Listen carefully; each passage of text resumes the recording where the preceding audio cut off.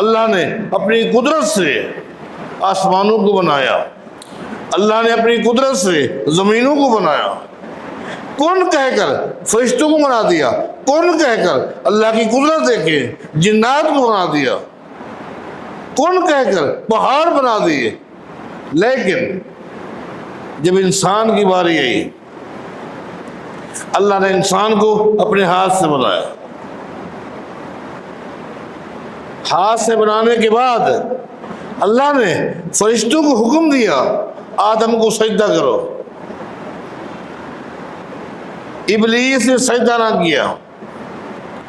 قال یا ابلیس، قرآن کریم میں اللہ تعالیٰ نے فرمایا، او ابلیس، یا ابلیس، او ابلیس، ما منعک ان تسجد لما خلقت بیدی۔ او ابلیس، کس چیز نے تجھے منع کیا، تجھے کس چیز نے روکا، تو نے آدم کو سجدہ کیوں نہیں کیا؟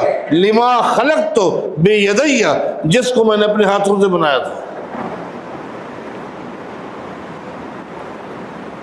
استکبرت ام کنت من العالین، کیا تجھ میں تکبر ہے؟ اللہ تعالیٰ پوچھ رہے کس سے؟ ابلیس سے۔ استکبرت، کیا تیرے اندر تکبر ہے؟ ام کنت من العالین، یا تو اپنے آپ کو بڑی ہستی سمجھتا ہے؟ کیوں سجدہ نہیں کیا؟ قال انا خیر منہ، ابلیس کہنے لگا نہیں، میں آدم سے افضل ہوں۔ خلقتنی من نار وخلقتہ من طین، کہ تو نے مجھے آگ سے بنایا ہے، آدم کو مٹی سے بنایا۔